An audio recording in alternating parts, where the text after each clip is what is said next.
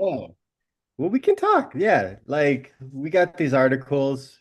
We got these articles. Welcome everyone back to the podcast. We got some more articles, but we're also just kind of, you know, talking shop a little. Hey, do Yeah. you know like we could get like a live board, What's a live board? like for like radio, like when you like you can like it's got like the little samples for your Oh, yeah, DJ yeah. gig, or your your Zing! DJ sounds too. Yeah. DJ sounds and everything. Yeah, that should be added immediately, 100%. We gotta incorporate that in. Yeah, and you sent me that Riverside. River. Oh, that's the Yeah, streaming that was platform. interesting. Yeah, like the Riverside streaming platform. That was Yeah. interesting. Yeah, I need to look at it a little closer. It seems like, I guess there's a lot of different platforms, but that one seems pretty quality. Yeah, they're like consolidating like the process a little bit for you. And Yeah. like another thing I'm thinking is I already have like OBC and like some drivers on my camera, so we can Okay. set up these cameras. Anyway, enough of that talking shop. You know, what do we got on the agenda today? We got like, let's see, Few things. like three different art articles, sticking to the basics. I thought the one about the economy, or like how the economy affects is affecting the art industry, was useful and interesting for thinking. Um, What was that? The shutdown you're talking about?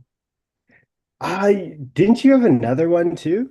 We had the 2025 US government shutdown is affecting museums, but I swear like well, I guess the public television Oh, yeah, Bob Ross. thing, yeah, the Bob Ross one is kind of in the same domain, you know what I Same mean? kind.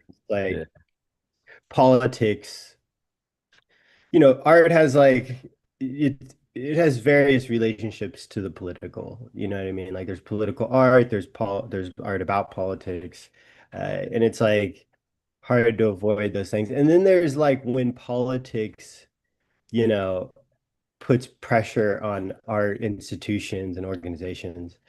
And that's Yeah. like sort of what these articles are about. I'm sure like people are obviously following the shutdown, uh, and that's putting pressure on museums. But there's the other one that's really interesting, this public television losing that funding that has been going to it for years. And now they're putting up some Bob Ross paintings. It doesn't seem like it's the first time that Bob Ross paintings have been put up for auction from them, though. Yeah, that's a few years ago. I felt like I heard that his paintings were like that you could purchase them or that they're, circulating or being sold. And some of the it was a lot lower selling prices than I would have expected to hear. But, this article is pretty interesting because it does talk about, them selling at auction. I don't remember where they were selling before, if they were even, or if that information was accurate. But yeah, it looks like, got a few works coming to Bonhams, Los Angeles, which is pretty cool. I mean, again, I'm just kind of just straight up shout out to Bob Ross in general. Growing up, good old public TV, just watching him do his thing. Always, I put him in the same category. I don't know anything really about Bob Ross' personal life, to be honest, but I do kind of Well, put him in the same if you want category to, what you say? as like I put him in the same category as like Mr. Rogers. Just like this seemed like really, Yeah, you know what I mean? Just like good vibe. Just like hey, publicly funded artist. publicly funded artist, right? Yeah, I mean, Mr. Rogers is, I don't know if you'd consider him like a television producer, probably a writer of sorts. You know what I mean? Was a very talented person when it just came to what television presenter, whatever creativity comes out of that. But like, yeah, no, wholesome, good. Do you remember what's the documentary that came out about him recently? Not Bob Ross, but the You're talking about Mr. Rogers documentary? yeah, I know what you're What's talking. My Neighbor, I think it was called. Yeah, I think that's it. Yeah. Yeah, 2018. I remember going to watch that at I think I saw it at one of the theaters, not IFC, but maybe BAM, I Yeah. think. Film forum or something. Yeah, one of the like the art houses, and I remember sitting there thinking like waiting for the shoe to drop because I I didn't know his story. I only knew like the positive, and we've been inundated with like I mean, at that point, it was 2018. We've been inundated with like, they got, tapes on King. You know what I mean? Everybody, is subject for debate when it comes to like these sort of moral things. So I remember watching that and just being like, so when did he start like doing all the evil Yeah, stuff? exactly. To the people, to the kids, the handicapped people that, what I mean? I don't know. But Yeah. then, that shoe never dropped. So if Bob Ross really has that legacy, that's really great. Yeah. I like to think so too. I'll read a little excerpt from the article. Bob Ross dedicated his life to making art accessible to everyone through public television, said Joan Kowalski, president of Bob Ross Inc., in a statement. This auction ensures his legacy continues to support the very medium that brought his joy and creativity into American homes for decades. Kowalski conceived the sale in collaboration with the auctioneer. So yeah, shout out to Bob Ross. And honestly, again, I'm like, I've never really like you're used to seeing these painting, him just kind of do it live on TV, but to actually kind of sit here and look at like a final finished product, still kind of through a screen, I don't know, it's just a different way of kind of engaging with. Obviously, I've also developed, and we're kind of involved in this industry now, and developing a perspective. Yeah, Bob Ross, super talented dude, and the whole kind of just idea behind it, making it accessible. Gotta love it. So Yeah, I mean, he's a cultural icon. I think like, yeah, I wonder. It's interesting that Bonham's got the sale, that's a really significant for them. I'm not sure do they have like a lot of like American artists? good Uh, question. yeah, I don't know. Again, he I think he's an icon because he, probably taught millions of people how to make art and became, beloved by being in the living rooms of people and teaching them these things in a calm, nice, professional way that was like pleasant. People really enjoyed it. But it's his cultural iconism that I think makes his work more valuable. I actually think he has a lot. It seems like he has a lot of paintings, first of all. I So think so. that's interesting in and of itself. But I just think these might be the early salvos. I mean, I did see there is something here that like there's an article that says Bob Ross's first ever TV painting has been listed at 9.8 million. Mm. The second part of that title says, but is it all a gallery's ploy to boost the painter's market? I I haven't read the article. Has sold more than 46 paintings. This gallery in Minnesota has sold more than 46 paintings by the reporter. Hmm.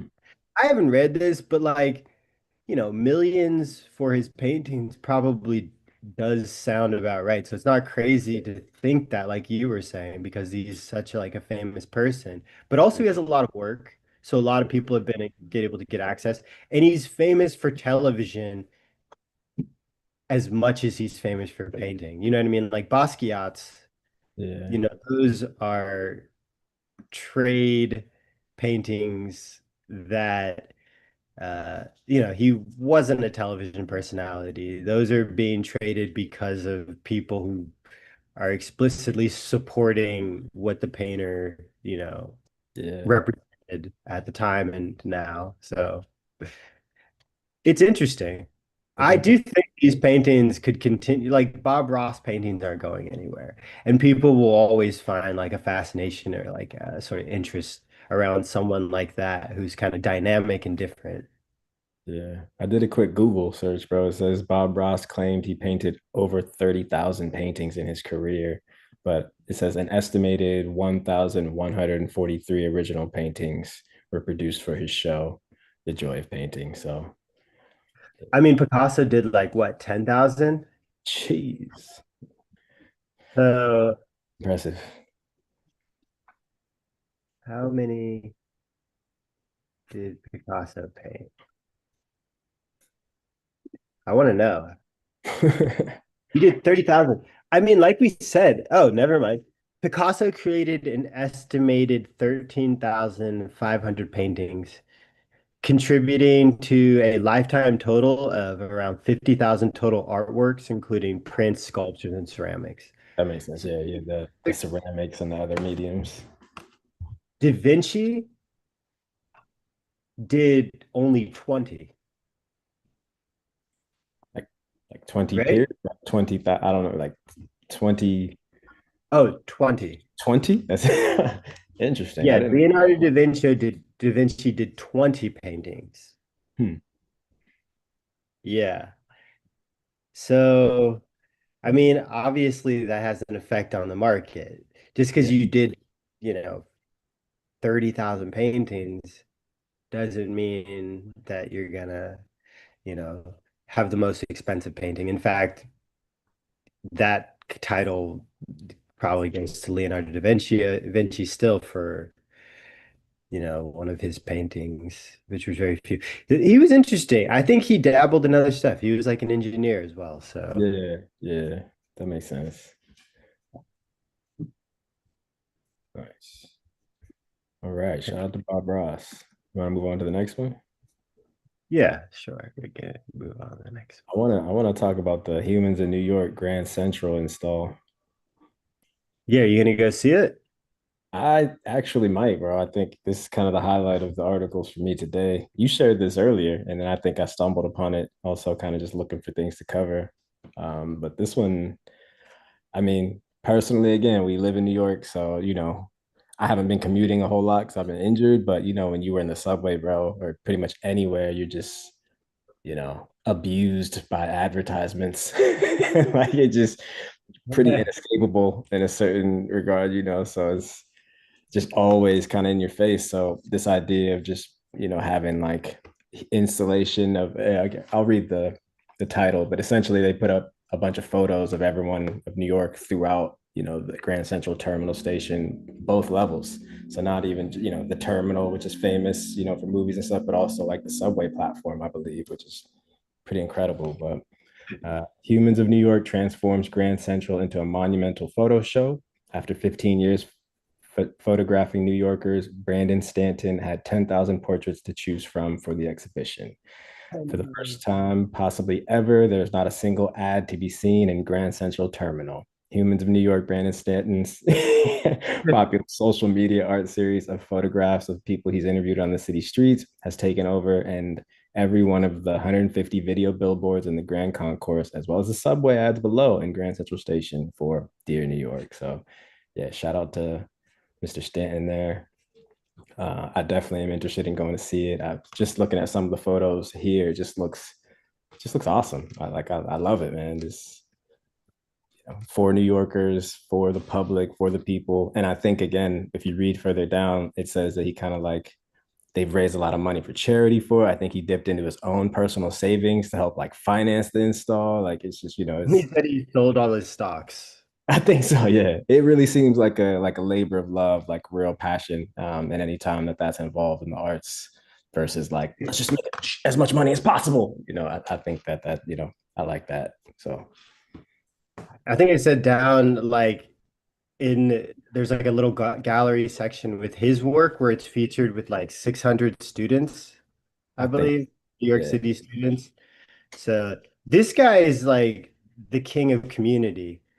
We talked a lot about like how some of the galleries have been able to like manage by having a strong community of artists that they sort of are working with and supporting, or of like uh not what's the opposite of merchants, you know, people who come and buy your works and things and your from your collections. Uh, this guy is definitely really, really good about community. I listened to him in some interview one time, and he was really interesting. He Yeah. talked a lot about, yeah, he talked about like, well, first of all, I believe he comes from like Wall Street, and he's had a very roller coaster experience of a life. So, like, I think I don't know if he actually comes from Wall Street. I believe he he was I remember him talking about being very like he just read a lot. And I think he might have been homeless at some point. Where did he come from? Did he come from Ohio? That's a good. He like I came from actually, Ohio. I'm, Yeah, I'm totally butchering. I'm butchering. no, that's all good. Nothing. I know I didn't. nothing about Brandon. Yeah, I think I heard him talk I, once. I know I think everything he about him. invented McDonald's or something. Yeah, he invented the wheel, maybe. Yeah, facts. No, but I think he has like a pretty up and down like experience, and that's why like a part of like why he wanted to talk to people on the street. Hmm. I think he sometimes spends like a lot of time. I remember I think he said uh something he learned was the more time he could spend with someone to like talk to them. Because at first it was like, can I take a photo of you? And it's like a lot of people say no. But like if you can like open up a conversation, you can like, they're willing to take many photos with you maybe, and then you get like a really good shot or something. Yeah. That tracks. There's a lot of like influencers, obviously nowadays that you see doing the street interviews and the street photography and stuff. I'm pretty sure I've seen this guy's interviews and photos before without knowing that it was him. Now that as we're like talking about it, I'm like, I'm pretty sure I've come across this guy's stuff. But yeah, I love it. He has a quote here: "If it provides even the slightest amount of joy, solace, beauty, or connection to the 750,000 people who pass through Grand Central every day, we have achieved our goal." What was also interesting is that I learned about the other giant art installation. Like what for what how to, for 20 years, I guess. Did you see that little note? The No. Gates. Yeah, there's a spot here. It's New York's largest public art installation in 20 years since Oh yes, I did see that. Gates by Christo and Jean Claude, a magical pathway of saffron colored fabric in Central Park. And I looked up some photos of that. That was pretty interesting too. And I think Really? I think it stood from like the 80, it was installed, I think, in like the 70s or 80s and lasted like through the early 2000s, if I'm not mistaken. Wait, But wait. It went from the 80s to the 2000s? I think if you Where click on was the it? dates thing, it says Central Park from 1979 to 2005, I believe. It's the orange drapes things? Yeah, exactly. Yeah. Interesting.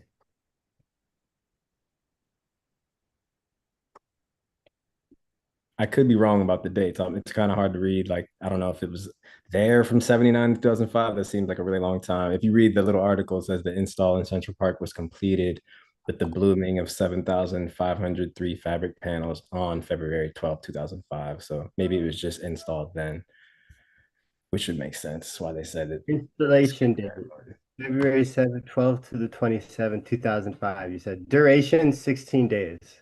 Okay, 16. All right, that makes a The lot more sense. concept began in 1979, proposed repeatedly to New York City before approval in 2003.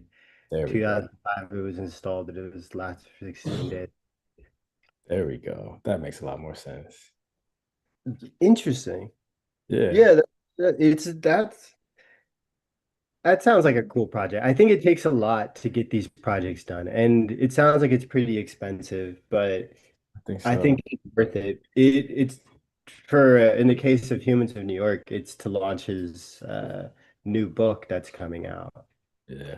So Also I might spreading internationally. I might have to check that out.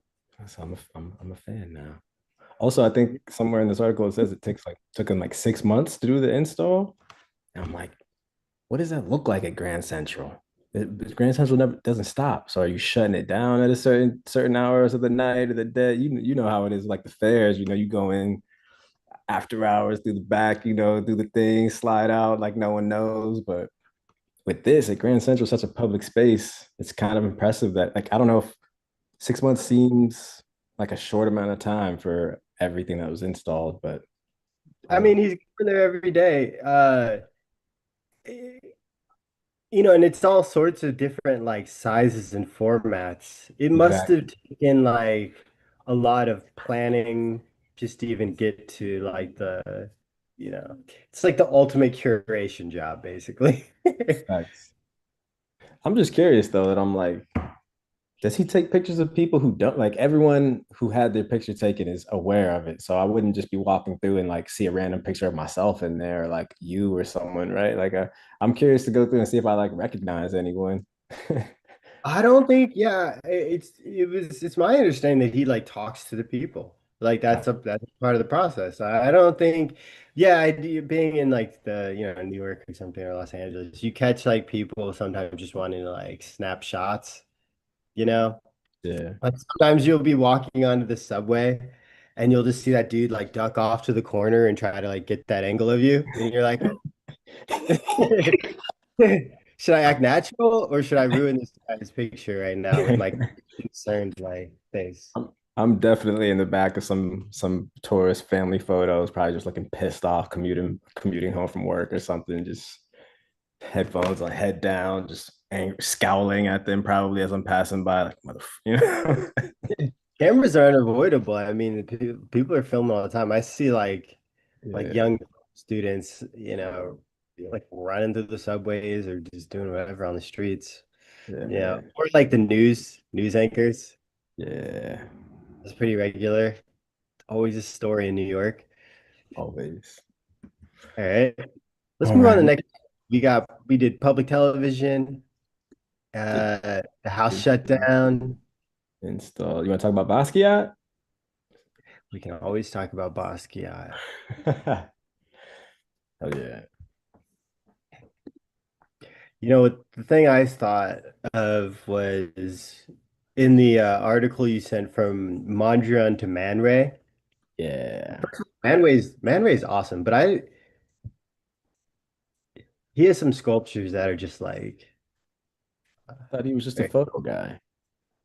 I think he does sculptures and maybe some sketches as well, but I could be wrong.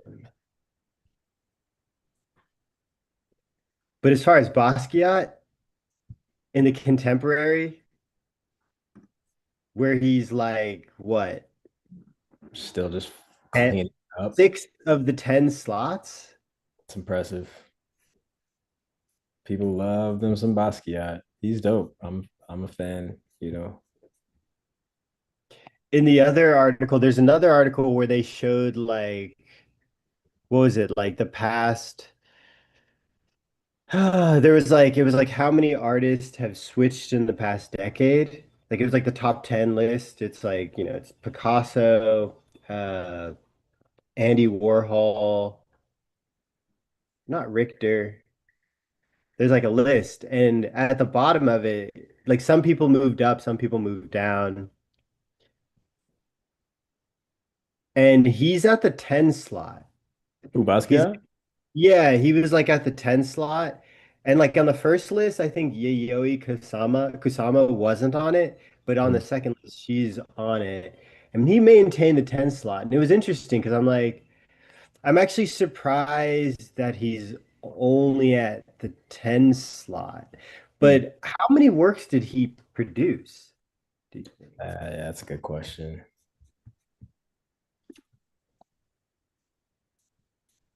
Let's see. Over 600. Okay. And maybe 600 paintings, maybe 1,500 drawings. His paintings, a lot of them are gigantic too, though. So that's. Yeah, a lot of big canvases Yeah.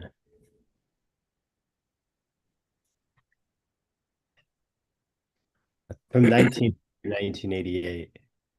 I saw a painting of his, like he has some collaborative paintings too that are pretty interesting. I think with Really? maybe like Andy Warhol. That would make sense. I recently saw some interviews. I had never really like Obviously he's kind of like behind the scene, not behind the scenes. Obviously, he's like super, very well known uh, in the industry and outside, whatever. But I never, I don't think seen any footage of him like talking, and I think some of that footage is kind of hard to come by. But I recently was kind of looking it up, and seems like a really sweet, introspective individual. It's a couple of the things I saw. He'll like, they'll ask a question, he'll like sit, really take his time to respond. You just sense that like there's a lot of processing taking place up there. I don't know. He just I like his personality from the very limited things that I've seen, along with his You artwork. talking about it in the interviews you saw? What's that? I haven't seen any interviews. What was he talking about? Oh man, so one of them, it was like it was on. I think he was being interviewed in like his studio here in Brooklyn, but it was like some like a European interviewer. A lot of the comments on you were like, "Oh, I wish someone, like more from his background would have interviewed him so he felt more comfortable to open up." And I don't know if that's why he wasn't as keen on like, I don't know, he seems a little impatient in a certain way in the interview, but I don't, and the questions that were being asked, you know, maybe could have been a little better. It was kind of strange, but yeah, he they just talked about his process, kind of where he sees himself in the market, if he kind of knows how famous he is or was or something. Yeah, it was we can revisit that at a different time. But yeah, check it out. And I saw another one recently too that I'm blanking on kind of the content of it. But what stood with me again was literally just like they'll ask a question and I'll kind of sit there and you can see he just kind of thinks about it and then I'll respond like real casual, just like his timing of things, just like not rushing this guy at all. He's just in his, he's like in his lane, like, which was cool to see. So Yeah, I did. Yeah, I mean, a little bit about his bio. He began as a graffiti artist. He was tagging in the lower Manhattan under the name Samo C. So if you or a Samo copyright might be the like the at copyright symbol.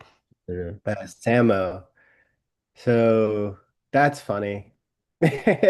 Before you started doing like sort of paintings, enjoying the art scene, punk, hip hop, street culture. yeah.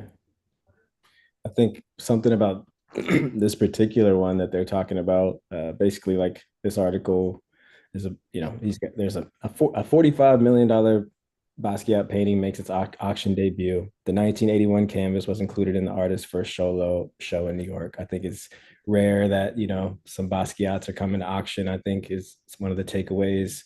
But for this particular one, they talk about Sotheby's chairman of contemporary art says, at a young age, he had tremendous gravitas and maturity. It's very much him bursting onto the art scene completely fresh with no boundaries, no indications from anyone knowing, no one trying to influence him. It's a complete free spirit. And I like that sentiment in general as an artist and like watching other artists, as they kind of come into the scene or burst onto the scene, kind of just unfiltered, just whatever they want to say across any medium, music, art, whatever the case may be, before like we get too much content from them and people start getting jaded and oh he's sold out or whatever the case may be. So Well, it was his first solo show, I think, that this came from. And it seems like his first solo show must have been successful because if I remember from what I read, it seems like he had his first solo show, it was like in like 83 and then or 84 and 86, like his paintings were already, starting to, they were going for a lot of money, I think. They were starting to pop. Uh, so that's interesting. And I think like from that period of his life, there's a lot of paintings from his first solo show period, and those obviously would hold significant value in the market today. I think that a lot of those works are what we are seeing like with the big price tags. think so, man. There's And a lot another of these themes got blended in, like, the royalty, the king, facts, the some of the crowns, the different, yeah, that's dope. of I don't know, like journal aspect. There's like numbers and Yeah. tallies and things, Like letters. peso neto is what? Net weight or something in Spanish, I think. It's like an underlying like little kind of commercial aspect that he puts there. And then there's a nice quote here. There's no market more global than the Basquiat market.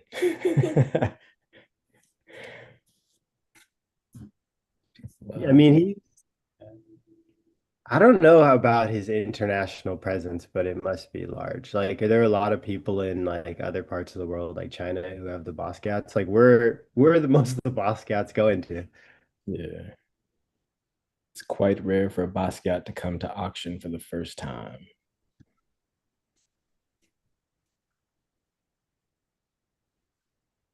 Nice, man. Shout out to Basquiat.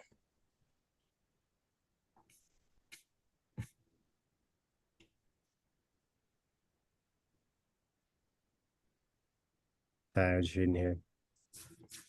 Very good.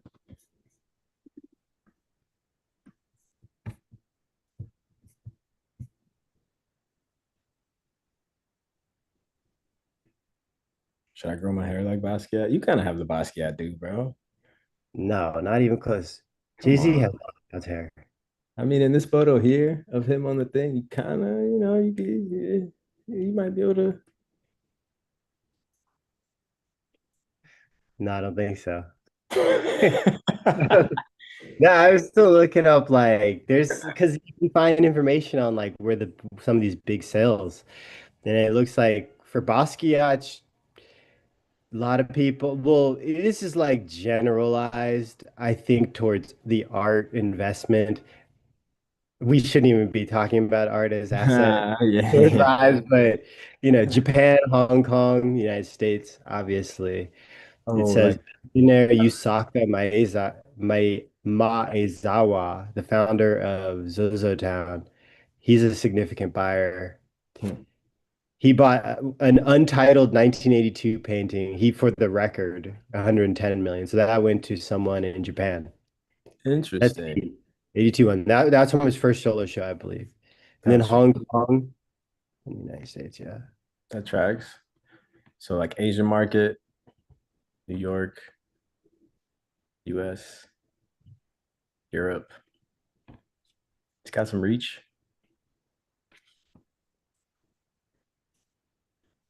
Yeah, interesting. Okay. Speaking of art as an investment, Yeah, wasn't it really cool? and talk Wait. about Roy Inigo. How do you say his name? How do you pronounce this? Oh, Indigo Inigo? Hill Indigo Hilbert? Philbrick, There's no right? D, is there? Is it not? I think it's just Inigo. Let's both looking it up.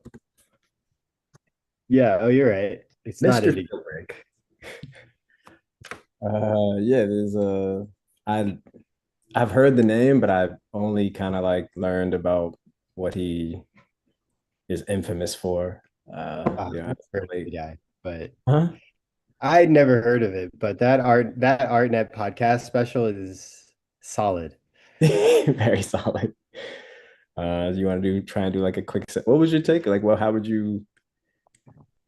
I mean, he was kind of just talking about he had an interesting model. He was doing like the Masterworks thing, but like Masterworks.io? Nah, what's that? Masterworks.io is where you can buy blockchain backed um, sort of portions of something like the Mona Lisa. Interesting. Exactly. So you can't own the Mona Lisa, but you could own a piece of the Mona Lisa Shares of it. explicitly as investment asset. And so he was sort of, so it sounded like he started his gallery and was doing like complicated sort of uh, owner shares, like shares. So it's like we will pool our money, and use this million to bid and buy this painting, which I don't think is illegal, but he was doing it sort of in like a Ponzi Madoff way. Like the way, Yeah, yeah, gotcha. where like people were spending, giving him more money than was actually being produced in any form or fashion for these works and things. So yeah. Yeah, Yeah, no, what's good. that? Not good. Yeah, no, that was sort of like, and you know, it really is a reminder that like a big theme of like a lot of the articles we read lately are like, like art as not an asset class. Like, I don't treat it as an asset class. Like that's Right. it's not only dangerous for the market and inflates the market, it's inflated the market over the past 2 decades, but you know, it's harmful to the artists as well. They talk about, different, people coming in and trying to make these deals to get these artists, and then at auction the artist flops. And they talked about the secondary, was it The third third party guarantor third or party something like that. guarantors?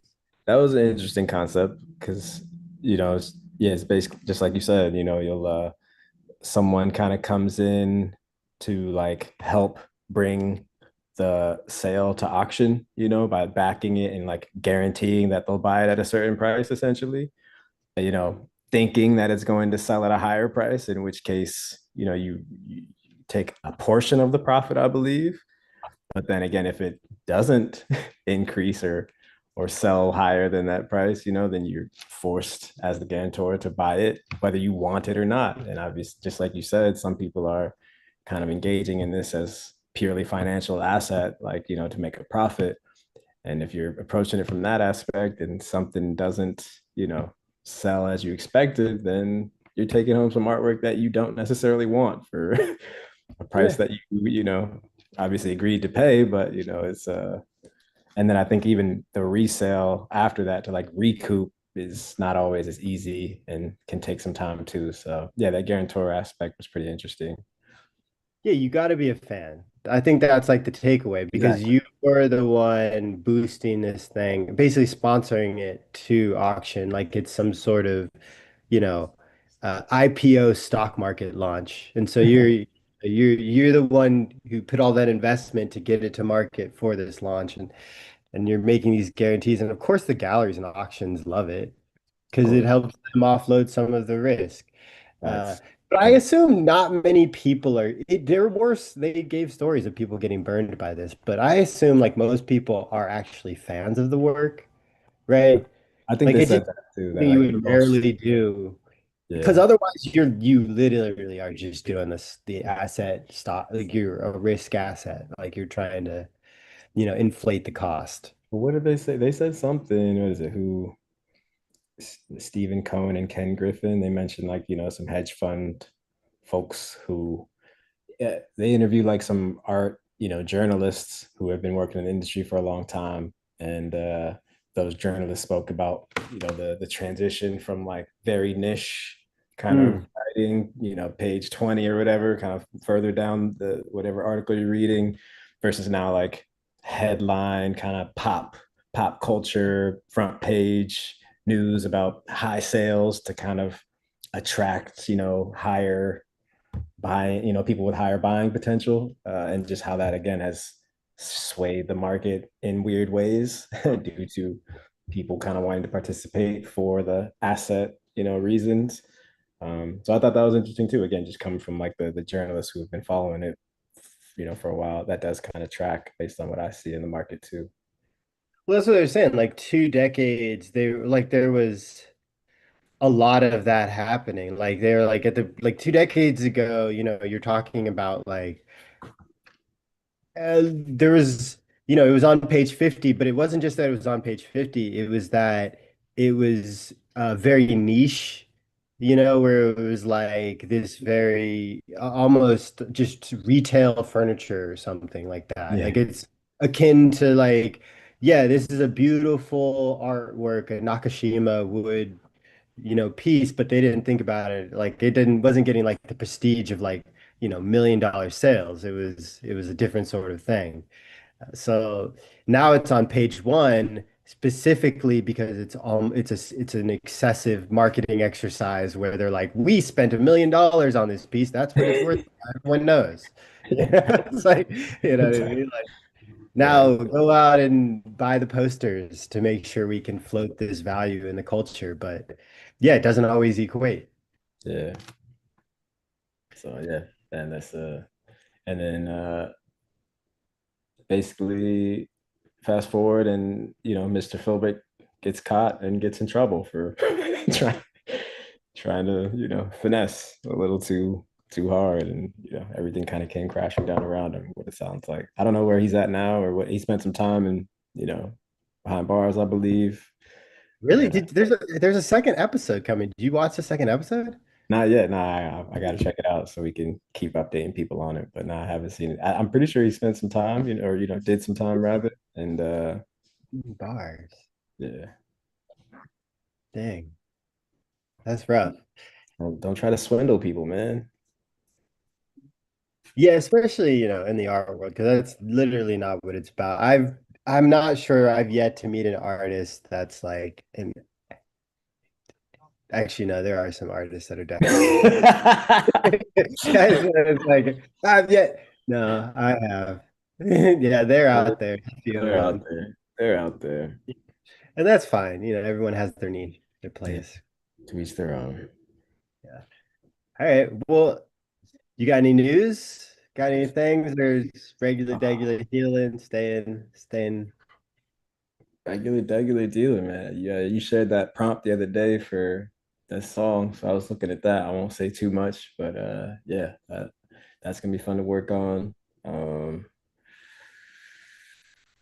Nothing else really coming to mind right now. I'm hoping to start rolling out, teasing some new music, and hopefully in the new year doing some shows. We got to put together. I mean, obviously we've been talking for a while about there's a lot of moving parts to what we're doing, and to have like an event that kind of connects all those dots in the near future would be really nice. But yeah, aside from that, just one day at a time, man. How about you? Not much, just chilling, working, making that bank, stacking that cash and trying to learn, read more about the art. And also just for this podcast, like we were talking about like trying to hone in on like what we want it to be and the narrative. So I've been Go ahead. telling you about what? Oh Go yeah. ahead. Say it. What? Say Go what? ahead. Say Say what? That's all, folks. it. No, I was waiting for the what was it? The work, pursuit of happiness, We're art. creative in the pursuit of happiness. That's like There the you struggle, the life goals. That's the struggle that I find. It's a theme with a lot of artists. There's go. like always, I mean, with everyone, there's like work-life balance, and Facts. creativity is the way that you bridge that. Amen. Yeah. So like work, creativity, and the pursuit of life goals or happiness or something, whatever that is. Yeah, That's man. one thing. But That's the motto. yeah, once we have some listeners, we can ask them, what do you guys think? Exactly. Yeah. Is that listeners that aren't our family?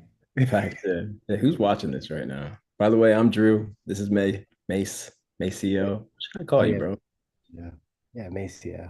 Maceo, Drew. We're here every Thursday-ish, and sometimes Monday or Tuesday if you catch us on a good night. But appreciate y'all tuning in. No sign off this time. I'm just What? No sign off. Really? saying. No sign off this time. I Just look say, forward to God bless America. God bless all bless countries. America. God bless the world. God bless everyone. That was I love you that all. almost too political. Oh, No, jeez. I'm kidding. Yep. Uh,